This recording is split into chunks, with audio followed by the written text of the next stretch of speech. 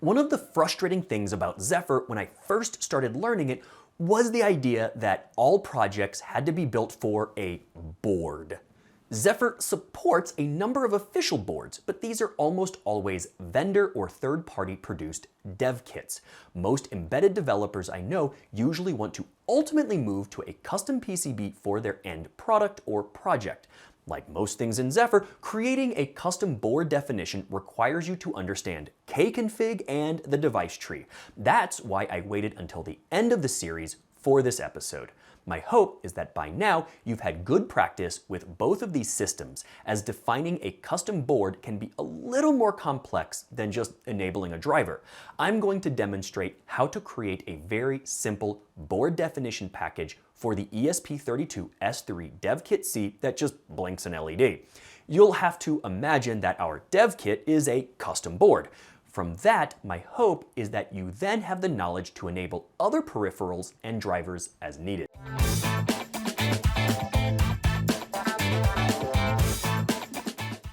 We've reached the end of our series. Before sending you off into the wild to build your own Zephyr applications, I'd like to show you how to create a custom board definition. I think this is incredibly important for any embedded project, as many developers want to build for a custom board anyway. As I mentioned earlier, creating a custom board definition requires a good working knowledge of Kconfig and Devicetree, which is why I waited until the end. With that in mind, let's get started.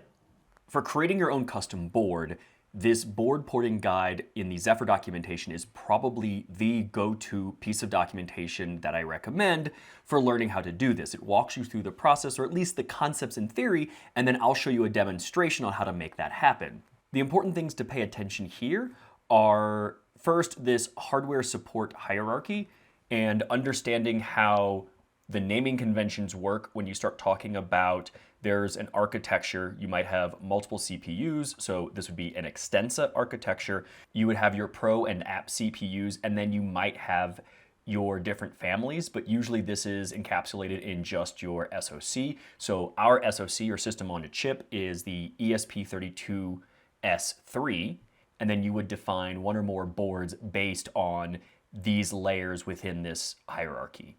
That's why whenever we go to build, we build for a particular CPU, and we see that the board is defined first with ESP32-S3 Dev Kit C. Then we would specify the SoC, which is the ESP32-S3. We are not going to include these, but sometimes you might run across this when specifying your actual board definition. You then define the CPU, which is the app CPU or the pro CPU.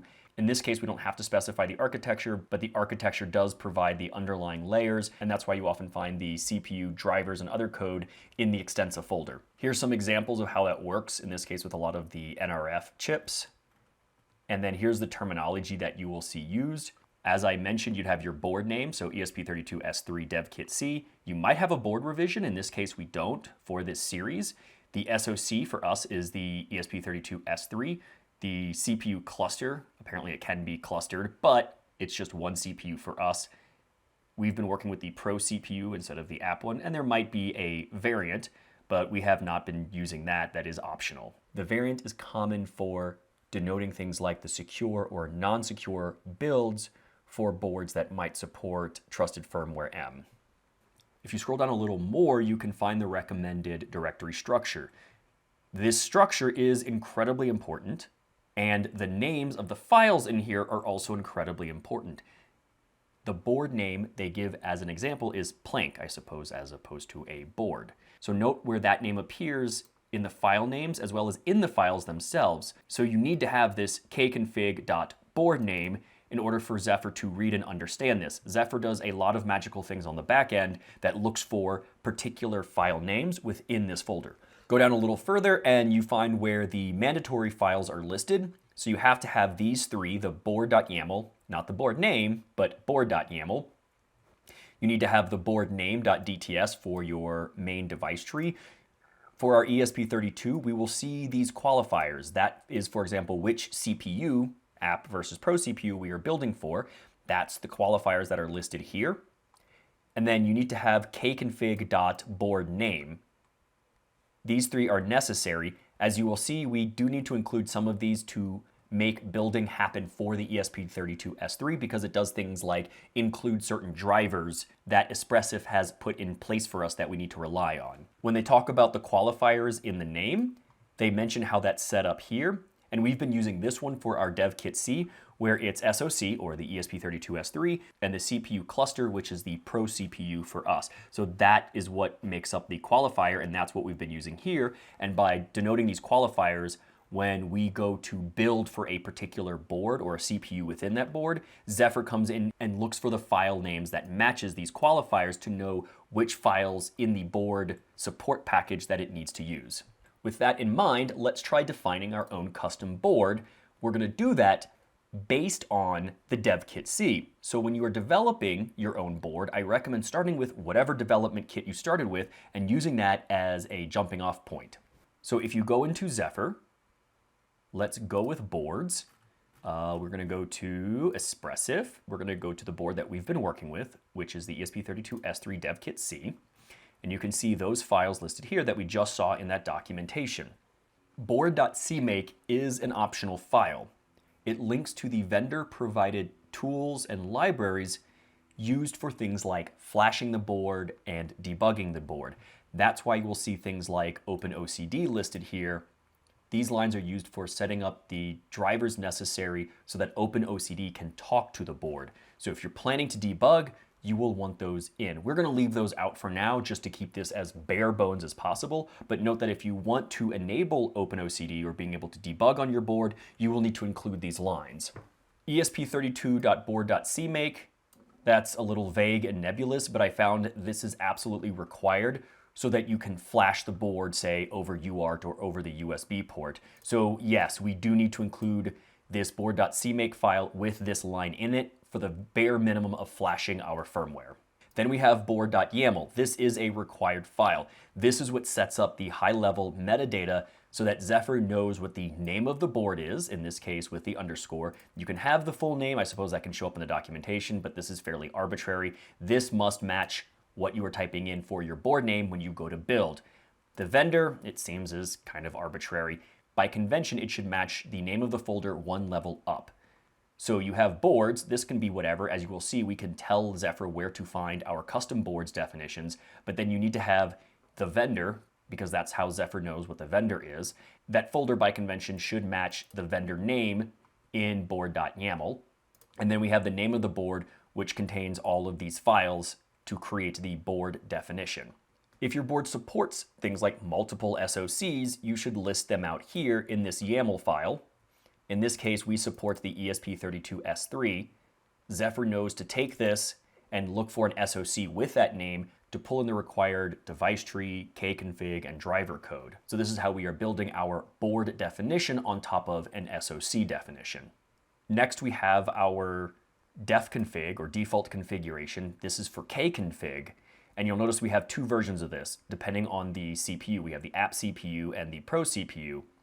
So this is where we have the board name, ESP32-S3 underscore devkitc. We have our qualifiers. We're not listing out the SoC here, but we are listing out the CPU that this particular default configuration is intended for. This sets the default configuration for your board.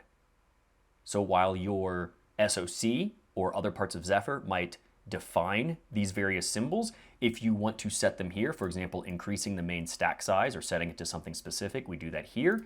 We also do the same in the Pro CPU, and you'll notice that the Pro CPU enables the console, serial port, UART port, the GPIO, and clock control, which is why we've been building for the Pro CPU instead of the app CPU. The Pro CPU has all of these configured by default. You can move them over, or you can set them up in your own configuration file if you want to enable them for the app CPU and build for that instead. Next, we have the DTS. This is our device tree. I would say the root device tree, but note that Zephyr pulls in device tree information from the SoC. So we can dig into the ESP32-S3 SoC that has the app CPU DTS include file that gets pulled in here, and all of that gets compiled together. Same thing with the Pro CPU. In fact, you can see more here, just like we saw with the defconfig. This is intended to be the primary CPU we build for with Zephyr, but you could move these over to the app CPU if you wanted to. This has the Devicetree source version listed here. This is how we know this is a DTS file. We have the root node and everything we've studied in the last few episodes. We have our aliases, so you can refer to those in code. We have our chosen. Zephyr knows what to do with these. These are generally unique to Zephyr. It means something to Zephyr to set these. Like, for example, setting the console to UART0. You could set that to a display or something else, and Zephyr would know how to handle that, in theory. Looks like we have more than one alias if we wanted to define that. We configure the button. This is a button that's on the board.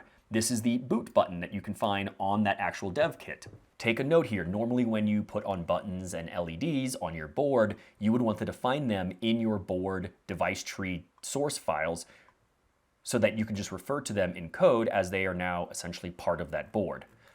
It also lists out the various nodes and sets them to either disabled or okay, sets up the default UART information. So if you wanted to change the UART baud, you could do that here. You could, I don't know, change which UART console. You could set up UART1 and change that as the console and your shell. Zephyr would then port the terminal information or any print Ks or print Fs out to UART1 instead.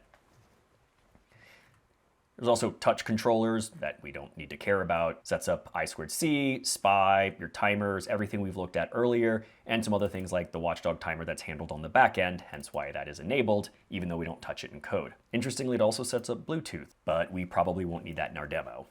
There is also a YAML file for each of the CPUs, or one per board if you have one CPU. This is optional. This is metadata used by Twister. Twister is a tool that we have not talked about and we won't talk about in this particular series.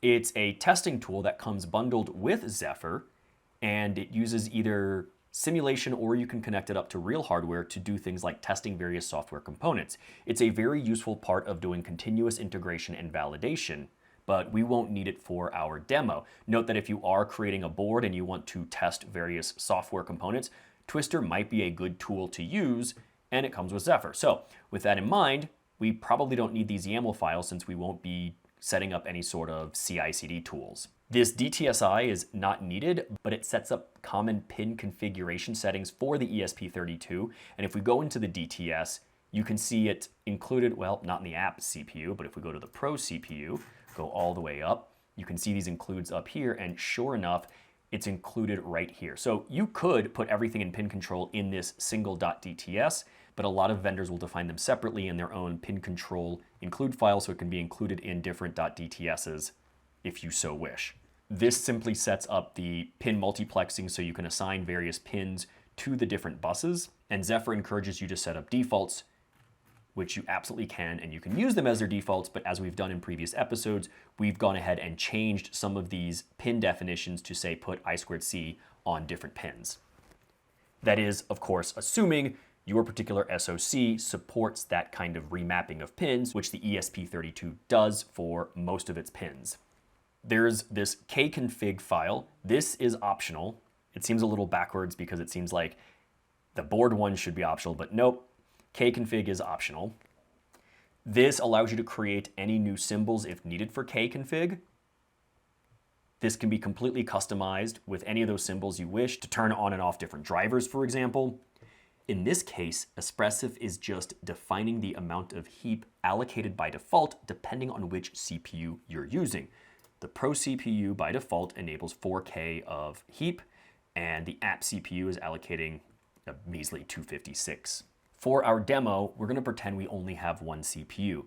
That being said, Zephyr mandates that if we can build for multiple CPUs and the SoC demands that we specify which CPU we're building for, we're going to have to put these qualifiers. But we're going to leave out the app CPU files and just say, you know what, we're not building for that, we don't care. We're going to pretend that our board just has this Pro CPU, but we still need to have the Pro CPU in the file names because it lines up with what the SoC expects on the underlying layer. Kconfig.boardName is absolutely required. If we go back to the definition, scroll down, we looked at the Devicetree, we looked at the YAML, write Kconfig files. There is a note here that this is the one mandatory Kconfig file. It's kconfig.nameofboard. Even though I mentioned that in that board YAML file, we specify available SoCs. This is where you actually select the SoC being used on your board and other potential SoC related settings. Note that this file must not be used to select anything outside the reusable Kconfig board and SoC trees. So this file is very specific. It's just used for selecting and configuring the SoC on the board. If you want to define new symbols that the user can select or the developer can select for your board, you want to put that in the Kconfig file with no suffix. If you want to specify Kconfig symbols that are outside of configuring this SoC and they are already defined for you, you're not defining your own, you'll want to use a defconfig file. That might be kconfig.defconfig, or that might be the name of your board _ defconfig, and we did see that for our ESP32. So keep that in mind. So when we go to look at this kconfig.board name file, you'll see that we configure board _ the name of our board. So the naming here is important. You can see that we select the Room N8 module for our ESP32, and we also select which CPU here, depending on the definitions provided to us by Espressif. This is why it's a good idea to look at how a similar board is set up, because I personally would not know that I needed to select or provide selections for these three if I was setting up my own board completely from scratch. So work with a dev kit that is supported or something similar and go from there. This is why it's also important for vendors to throw in their support. Setting up an SoC inside of Zephyr is a pretty large undertaking, and we won't get into that in this series. But as more vendors jump on board, they will be set up for you, so all you need to do with a custom board is select that SoC that is available, and you can start using it in your custom board. And as we saw in the documentation, we should not be creating any custom symbols or setting anything else outside of selecting the specific SoC and CPU we want to use in this particular file. Finally, we get to this kconfig.sysbuild. This is a non-standard kconfig file. In other words, it's optional. It was not listed in the documentation by Zephyr, but it seems that Espressif put it in here. This is creating some custom configurations by Espressif to choose the bootloader and bootloader signing if you want that. Turns out this is not needed for our simple demo, but if you start playing around and using different bootloaders, then you might need to include something like this. After examining how Espressif set up our dev kit, let's make our own board. So we're going to come back to our workspace. Outside of anything here, we're going to create a new folder called boards. As you probably noticed by convention, we're going to create a new folder in here with the vendor. We're going to call this custom. That'll be our quote-unquote vendor name. This boards folder can be named whatever. By convention, this is the vendor. And then in that vendor, we're going to call this, I don't know, nyan, the name of our board, something ridiculous. In our board folder, we're going to start off with board.cmake. This is where we put the flash and debugging information if needed. So this is an optional file, but as I mentioned, in order to flash our ESP32 over the UART port, probably also over the USB port, we need to tell the build system where to find this custom ESP32.board.cmake that seems to be used among all of the ESP32 boards. The Zephyr extensions for CMake should define this Zephyr base variable, and in many cases, this comes from that environment variable, but it doesn't necessarily have to. Just note that that variable is available to us when we want to refer to something within the Zephyr source code. So in our case, that should refer to opt toolchains Zephyr. If we go to boards, we go to common. This is where a lot of vendors put some commonly included things. It's in the C's. You'll find a bunch of stuff in here by a bunch of different vendors. We go to the ESP32.board.cmake, and you can see this is where Espressif sets up a bunch of stuff to support things like flashing and debugging. So if you're working with an ESP32, you should probably include this in your CMake build process. If you're working with another vendor, you probably want to check in this common folder to see if that vendor wants you to include something. There's a lot of stuff in here, like if you're working with an STM32, they have their own flash information here. Here's NXP, I think I saw NRF, and a bunch of others. So pay attention to what's in this folder when you are defining your own board. Let's get rid of that. We're going to create a board.yml. I'm doing my best to stick to the 4-letter YAML for this series. Throughout Zephyr, you will find both .yml and .yaml. The official YAML recommendation is to use .yaml, so that's why I'm trying to use that instead. In theory, Zephyr should recognize both. Now we're going to provide the metadata about our board so that Zephyr understands it. We're going to give the board its name. This should match up with whenever you call that -b option when you do West build or you're calling CMake. From what I've seen, this is almost always lowercase and separated by underscores instead of spaces, so it's easier to type out on the command line. The full name can use whatever you want, pretty much any symbol that's available. I believe this is just for some documentation, but it seems to be fairly arbitrary within Zephyr. The vendor is whatever your name is. I believe by convention, I believe it should match the name of the directory that holds your board directory. And then we list out the available SoCs for this board. This isn't where the actual selection takes place. That's in the Kconfig coming later. We'll create our optional Kconfig file to define any custom symbols for this board. Espressif wants this heap mempool add size board symbol to be set and configured. So it seems like for these boards, we want to set that default to 4096. Because it's a symbol, it can be changed by other things in Kconfig, but it seems like just setting it to 4K works for now. Let's save that. Then we have our kconfig.board name file, and this is the absolutely required one where we choose which SoC is on the board. The only thing that should be in here is creating a custom symbol named board underscore and your board name. We should offer the ability to select the CPUs and SoCs. So here we're going to set the room N8 as our SoC and select the CPU, in this case the Pro CPU, if we are building for nyan and the qualifiers ESP32-S3 /Pro CPU. We're going to build our project very similar to how we've built for the DevKit C in the past few episodes. Let's go ahead and save that. Note that because this is a custom symbol, you could list out additional SoCs if you want the user to be able to choose a different SoC for the board if they're building for that. Next, we have our board name and then any sort of qualifiers. So this is the Pro CPU and then underscore defconfig. As we saw for the DevKit C configuration, this is where we define default configuration for pre-existing Kconfig symbols. We're going to set our main stack size to 2048. Notice we did increase that size in episodes where we were, say, working with Wi-Fi or graphics because we ran into Stack Overflow issues in that main thread. We also enable the console serial UART console so that we can print stuff over our UART port. We enable the GPIO so we can do some basic stuff like, I don't know, blink an LED, which we are going to do in this demo. And then the clock control seems rather necessary for being able to control clocks on the ESP32. So let's save that. Now we're going to create our device tree where we're going to do the name of the board underscore the CPU or any other qualifiers we have .dts. We're going to start off by giving the version of the device tree that we are using, which is version 1. This is a required line for .dts files. Next, we're going to include the device tree source include file for our particular SoC, if this is available to us by the vendor. In fact, if we go down to the source code, we can go to DTS, we can find Extensa, Espressif, ESP32-S3, and it looks like it's the room N8 module for the S3, which is right here. This includes the ESP32-S3 common, and it also gives a particular flash size for this N8 module.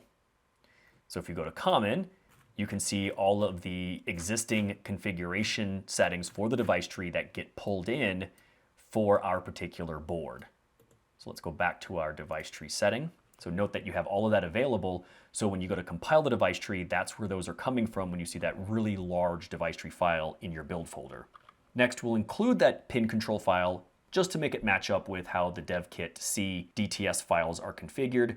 You could put that all in this file, but we'll just create our own pin control file to make it match up with how Espressif's been doing it. We'll also include some C definitions of input codes. And finally, we will bring in the partitions for the asynchronous multiprocessing DTSI file.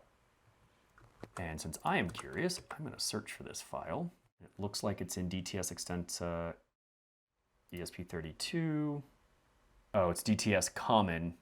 I guess the search path knows to look in common for these anyway. And then it defines the for-m, it looks like. And so this sets up all of the partitions in the flash. So it sets up your boot partition and then other places to store things like code or core dumps and help with debugging. We don't need to worry about that because that is already set up for us by the vendor to handle the SoC configuration. In our device tree under root, we'll give the model a name. That's a property that needs to be set. That is pretty arbitrary though.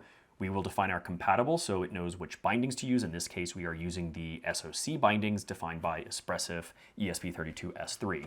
In aliases, the watchdog 0, that name needs to be set to a particular watchdog node. The driver code absolutely uses that to keep the processors alive during execution. Then we're going to pretend like an LED is permanently soldered on the board, and we're going to give it the arbitrary name of LED-0 under aliases so that we can access that in code.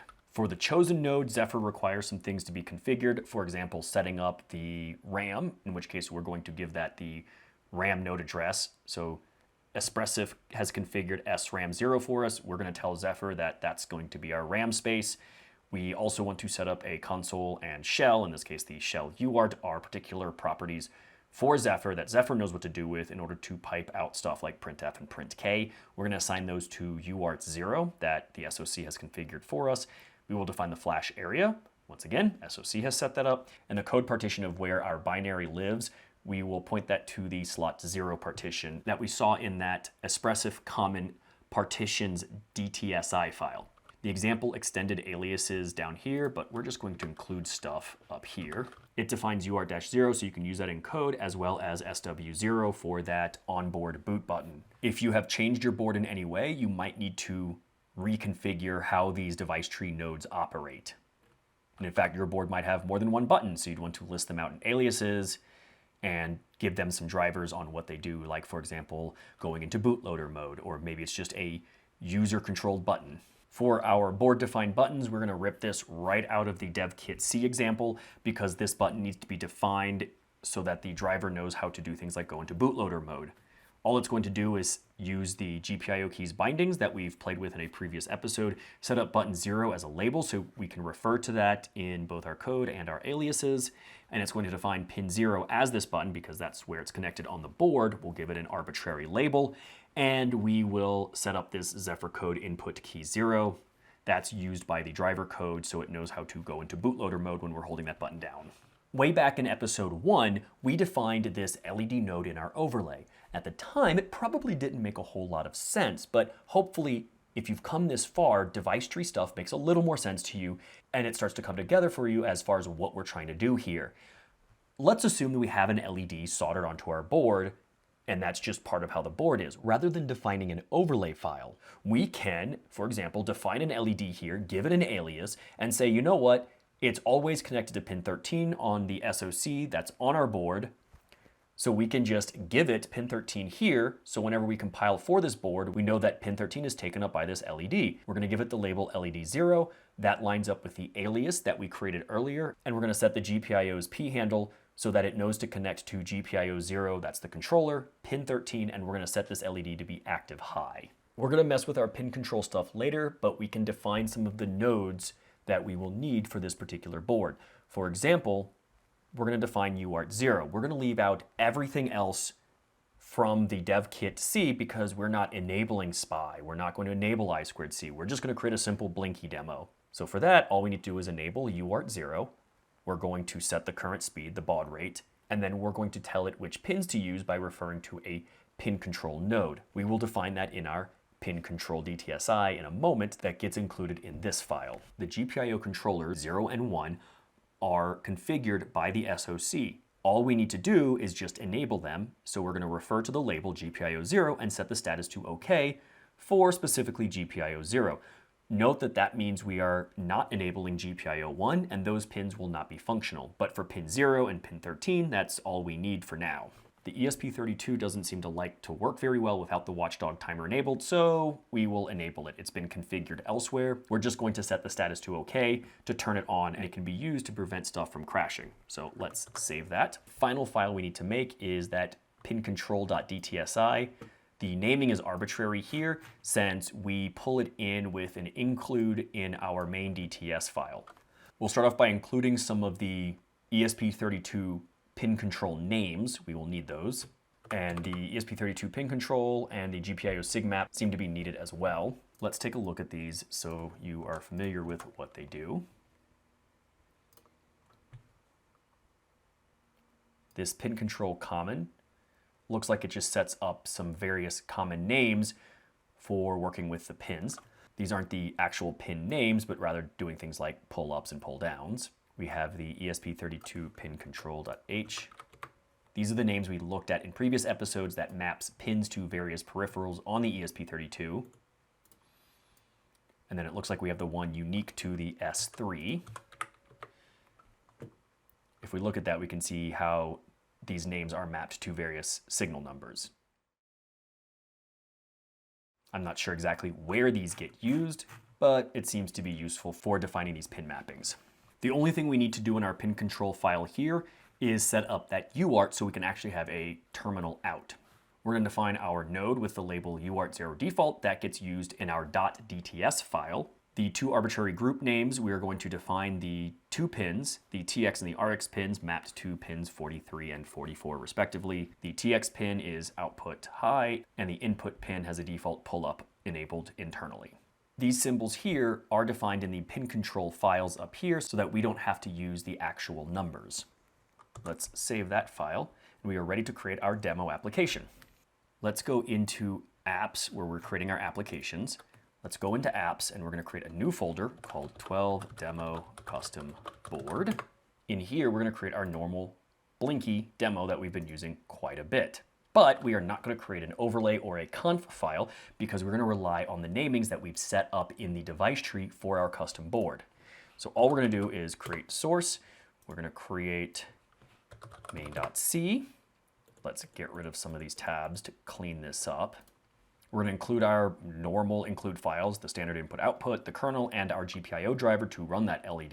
We're going to define our sleep time that we've been doing, so for 1 second. And we're going to also define the Devicetree spec struct for our GPIO that includes all of the LED information. We're going to get that information not from that overlay file anymore, but from that LED0 alias that we created in our .dts. So this gives you an example of how you might create a board definition, include something in the Devicetree that you can then access in code, assuming that the alias is there to do so, in this case, LED0. In some cases, you might not want to do that. In many cases, you may not want to define the LED in your Devicetree source for your board and let the user do it as an overlay file, such as what was done for the dev kit C.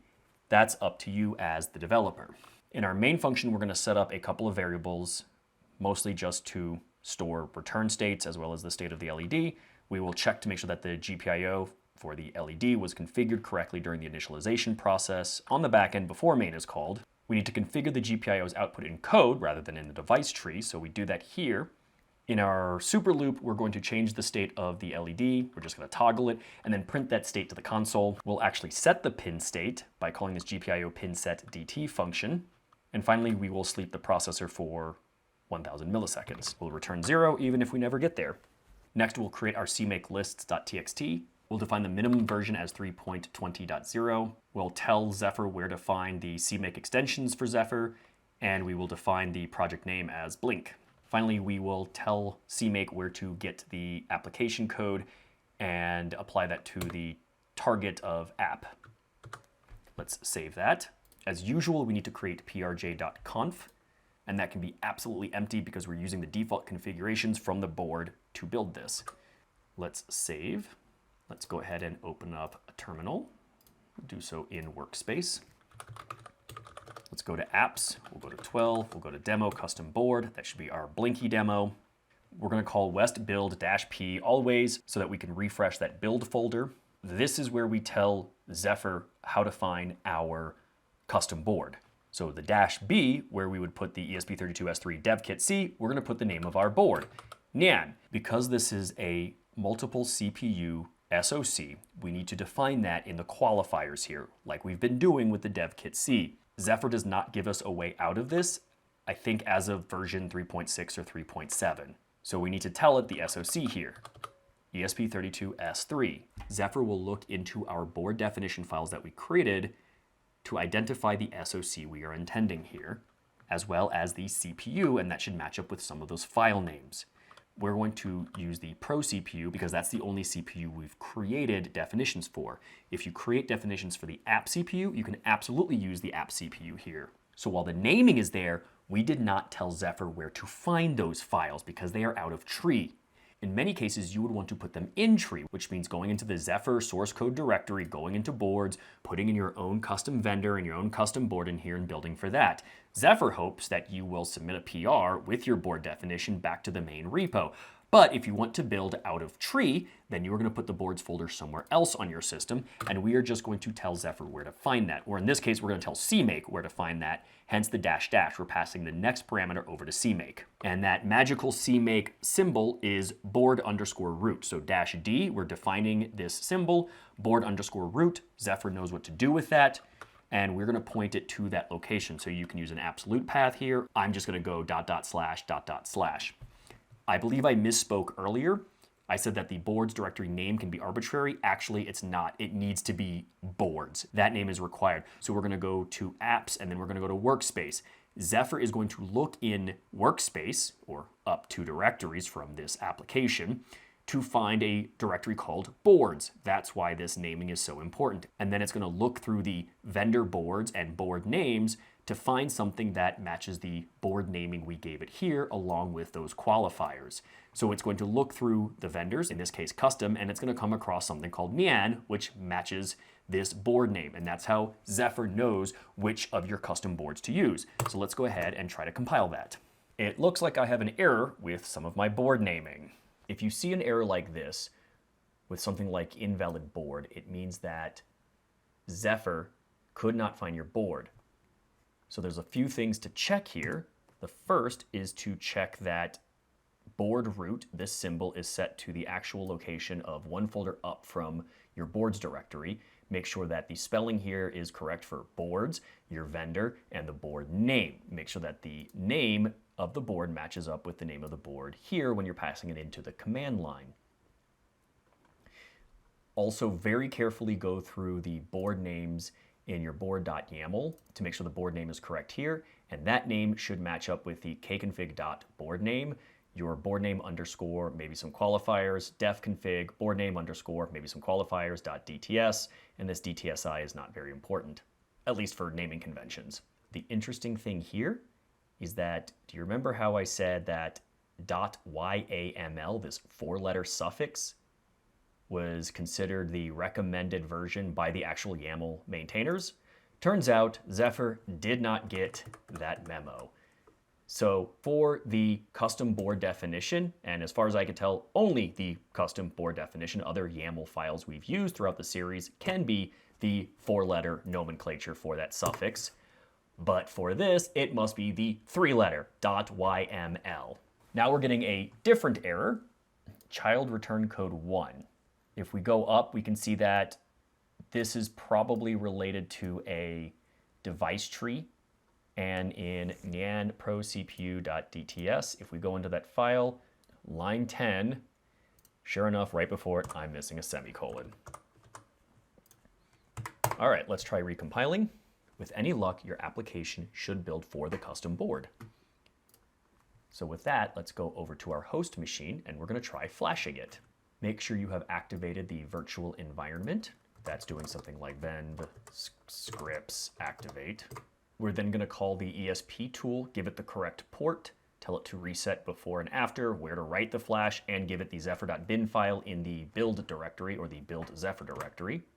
And it looks like I forgot a couple of dashes for flash size. So -u -- flash size. There we go. Open up a serial terminal to the ESP32 and you can see the LED state being printed. You should also see the LED on your board blinking. I know we've relied on the Blinky demo a lot throughout this series, but it is helpful for showing how different systems can work together, even if the outcome is the same. If you'd like to go further, the board porting guide in the Zephyr documentation is your best starting point. Note that we didn't get into things like SoC porting or architecture porting, as that's a little more complicated than what I hoped to cover in this series. The hope is that vendors will supply SoC support and you just build on top of that for the officially supported dev kits or your own custom PCB built around that vendor SoC. If you really want to, go to that SoC porting guide, look through it, and there's also an architecture porting guide so you can get even lower level if you are, say, bringing in your own architecture, your own microcontroller. Maybe you work for one of these companies and you want to create support for that particular architecture. The Zephyr documentation does a good job of walking you through what's needed, and there are a lot of examples already in the Zephyr source code. The other thing we did not touch on was doing parallel processing in the ESP32 dual core. There is an asymmetric multiprocessing guide, this is IPM on ESP32 in the Zephyr documentation, that walks you through an example for creating a true multiprocessing application where you have one program running on the Pro CPU and another on the app CPU. I recommend checking that out if you'd like to see how to get multiprocessing working on specifically the ESP32 with Zephyr. For your challenge, I want you to enable the SPI or I2C peripheral on your custom board and use it to get either the display or temperature demo working from a previous episode. If you've made it this far, I want to thank you for sticking it out. Learning Zephyr is no easy feat, so find a way to congratulate yourself on a job well done. I really hope that this series has given you a good starting point for creating your own cross-platform embedded applications. As always, happy hacking!